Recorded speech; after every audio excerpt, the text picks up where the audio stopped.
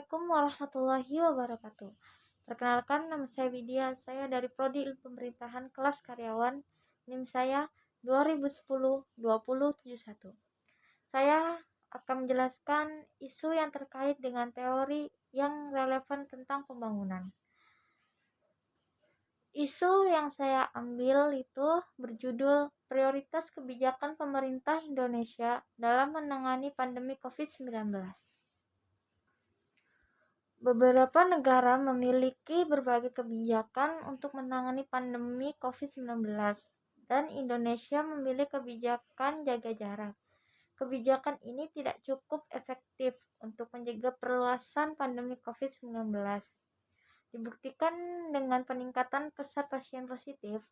Tes massal sebagai kebijakan lanjut juga perlu dibarengi dengan pertimbangan sosio atau ekonomi Indonesia serta kesiapan instrumen kesehatan. Selanjutnya timbul pertanyaan, apakah fasilitas kesehatan di Indonesia mampu menerapkan langkah-langkah ini? Hingga pertengahan Maret, terdapat berita yang menyebut sebuah rumah sakit di daerah Bekasi menelantarkan pasien COVID-19. Penolakan pasien teridentifikasi positif 19 juga kerap ditemui di rumah sakit lainnya. Rumah sakit ini berdalih pasien tersebut tidak cukup menunjukkan gejala tertentu, sehingga tidak perlu dilakukan tes dan perawatan lainnya. Jika hal ini terus terjadi, deteksi kasus positif COVID-19 akan terhambat. Konsekuensinya adalah akan terjadi penyebaran virus dengan lebih luas lagi.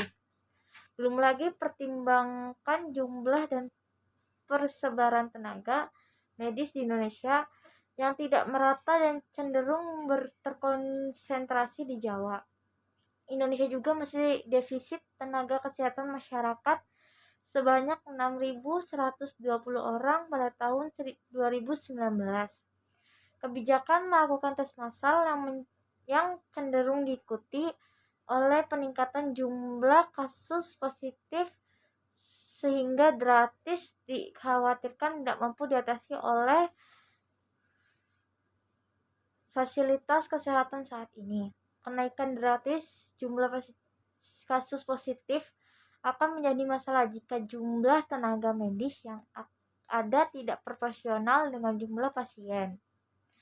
Kebijakan tes massal di Indonesia diharapkan dapat berdampak besar untuk penanganan pandemi COVID-19 seperti Korea Selatan. Namun, tes massal juga perlu disertai dengan prioritas penanggulan dan perbaikan. Sejauh ini, kedua hal ini belum diwujudkan melalui kebijakan yang sudah dikeluarkan pemerintah.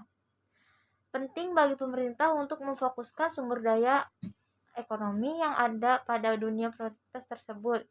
Hal ini mungkin ada menimbulkan penurunan performa ekonomi untuk sementara waktu. Namun sekali lagi, pengorbanan ekonomi jangka pendek diperlukan untuk mencegah krisis penduduk akibat pandemi. Di sisi lain, jika wabah ini tidak ditangani dengan langkah tambahan, bukan tidak mungkin bahwa akan ada kerusakan jangka panjang di seluruh sektor negara. Kurang lebihnya mohon maaf atas presentasi saya tentang isu tersebut. Wassalamualaikum warahmatullahi wabarakatuh.